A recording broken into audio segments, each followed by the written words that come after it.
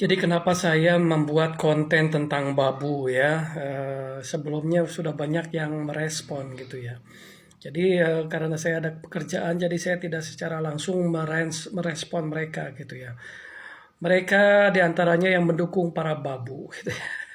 Padahal saya bukan mau menjatuhkan para babu ya, bukan para babu, tetapi di atas langit masih ada langit, masih ada langit gitu. Jangan mentok di babu gitu. Oke lah kalau pertama kali misalnya karena anda tahu nggak keberangkatan babu ke luar negeri itu awalnya dari apa? Dari hopeless. Di dalam negeri pekerjaan tidak ada, pengen dapat uang banyak. Salah satunya jadi babu nggak ada karena nggak ada keahlian lain gitu ya. Karena nggak ada keahlian lain, mereka jadi babu gitu. Lain kalau misalnya bekerja ke luar negeri sebagai expert atau tenaga ahli yang mengantongi sejumlah keahlian-keahlian. Jadi tampil ke luar negeri itu dengan percaya diri gitu. Beda dengan babu, ke luar negeri itu dalam kondisi hopeless. Gak ada harapan apa-apa tinggal di Indonesia. Salah satu harapannya biar meningkat perekonomian yaitu jadi babu. Itu kekeliruan yang sangat fatal menurut saya ya. Karena apa? Menggadaikan kehidupannya untuk menjadi babu tanpa melihat resiko. Ya perlu diketahui itu fakta ya, fakta yang disembunyikan oleh para babu. Yang pertama, di penampungan kalian itu tinggal berapa lama? Coba saya tanya, di penampungan kalian tinggal berapa lama? Gak diapa-apain. Bahkan mohon maaf, tanda kutip, ada yang dari Hong Kong itu ada 16 perempuan digauli oleh agensi, ya agensi ya, diperkosa. Ada itu beritanya di luar apa di koran apa di media sosial itu ada beritanya bahwa mereka diiming-imingi pekerjaan kemudian menggauli para calon-calon babu, calon pembantu digauli gitu ya. Calon TKI atau pekerja migran Indonesia digauli. Kemudian si yang menggaulinya itu membuat foto membuat video. Nah, jadi untuk memerasi para babu itu agar dia ngasihkan uang. Nanti kalau sudah ngasihkan uang ada yang sampai ratusan juta itu ya, ratusan juta karena menggauli para babu itu dia mengirimkan uang ke dia karena takut videonya atau fotonya disebar, video telanjangnya dia dengan si agensi itu ya. Itu ada beritanya, silakan Anda cek sendiri. Itu baru-baru ini terjadi bahwa calon TKI atau buruh migran itu digauli sama yang penyalur ya, agensi dan lain sebagainya ya. Itu sudah ditangkap orangnya kan gitu ya. Itu fakta di lapangan gitu ya.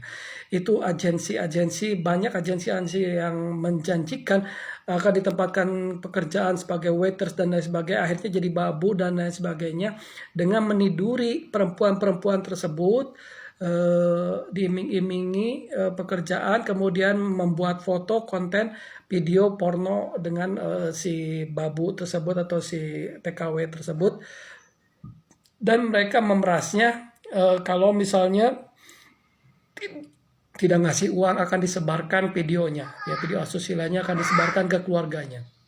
Otomatis mereka itu banyak terjadi, itu bukan hanya di situ aja, jadi hampir di semua tempat di agensi itu ada permasalahan ya, permasalahan dokumen, jadi dokumentasi ilegal, banyak babu-babu ilegal. Jadi perlu diketahui banyak terjadi babu-babu ilegal ya, ke sana jadi di sana dijanjikan waiters, ternyata di sana jadi babu ilegal. Itu tidak masuk devisa negara. Kalau ilegal di mana masuk devisa negara? Mereka menganggap pahlawan devisa. Tidak semua babu itu menghasilkan devisa negara, dan perlu diketahui satu expert tenaga ahli itu menyumbang bisa sampai 100 babu menyumbang devisa negara. Jadi lebih baik mana? Jadi tenaga ahli atau babu? Mohon maaf ya. Lebih baik jadi tenaga ahli ya. Tenaga ahli itu lebih baik lagi. Itulah definisi Allah akan meningkatkan derajat orang yang berilmu pengetahuan beberapa derajat. Itu artinya apa? Kita tidak boleh bodoh. Ya. Hanya orang bodoh yang menganggap bahwa stuck sampai di pembantu gitu. Jadi babu gitu ya.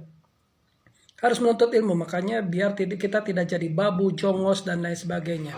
Itu juga yang digaungkan Prabowo. Saya bukan pendukung Prabowo lagi sekarang, tapi itu yang digaungkan Prabowo, bahwa kita jangan jadi jongos gitu, jangan jadi babu gitu.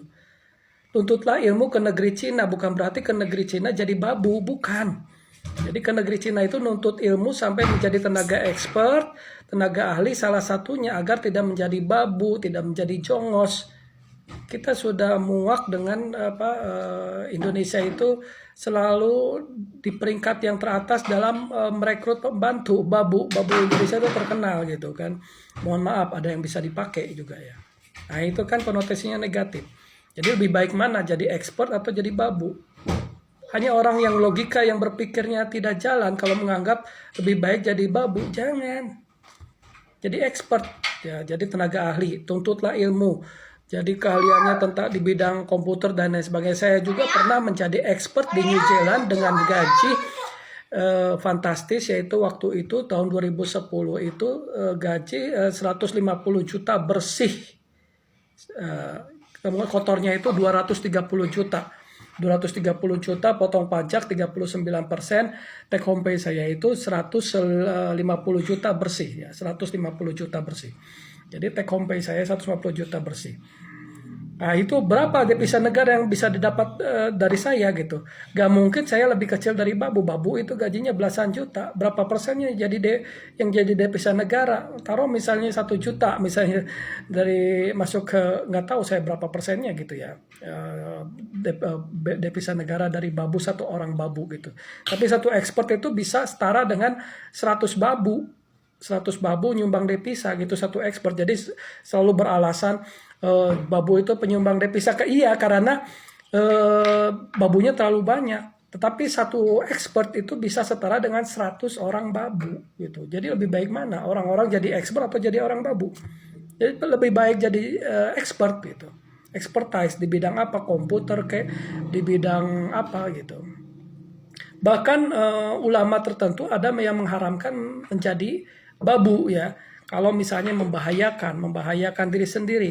Contoh ada ulama yang beranggapan bahwa kalau keterpaksaan sih nggak masalah ya, keterpaksaan nggak masalah gitu misalnya terpaksa. Tapi kalau setelah mengumpulkan uang tetapi tetap jadi babu, itu yang tidak masuk akal ya.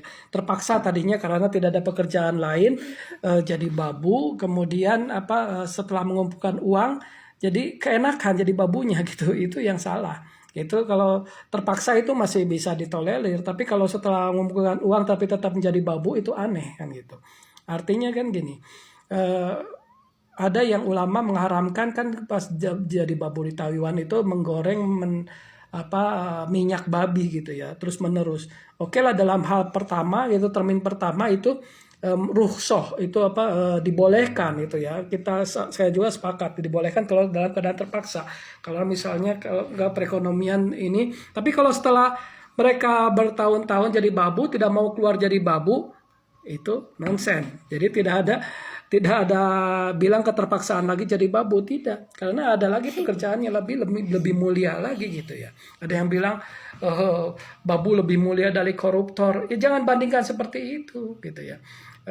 Tapi babu expert lebih mulia dari babu gitu. Expert yang benar gitu. Expert yang benar, tenaga ahli, tenaga konstruksi di offshore dan lain sebagainya gitu kan. Lebih ahli, lebih berwibawa, itu jadi itu aja gitu kan. Kalau misalnya tidak sesuai, banyak kok yang tenaga ahli itu dari kaum perempuan juga, admin code dan lain sebagainya gitu kan. Saya juga manajerial ya, jadi saya ada tingkatannya. Pekerja itu ada pekerja buruh kasar, buruh nomor 3 itu babu dan lain sebagainya. Kemudian nomor 2 expert tenaga ahli. Ada juga yang nomor 1 itu adalah manajerial. Saya sudah sampai tahap manajerial gitu kan. Jadi saya bukan omong kosong. Jadi silahkan like, comment, and share, juga subscribe jadi saya bukan merendahkan babu, tapi naikkanlah level Anda menjadi tidak hanya babu. Kalau sudah jadi babu sementara, jangan babu keterusan. Minimalnya seperti itu. Oke, wassalamualaikum warahmatullahi wabarakatuh.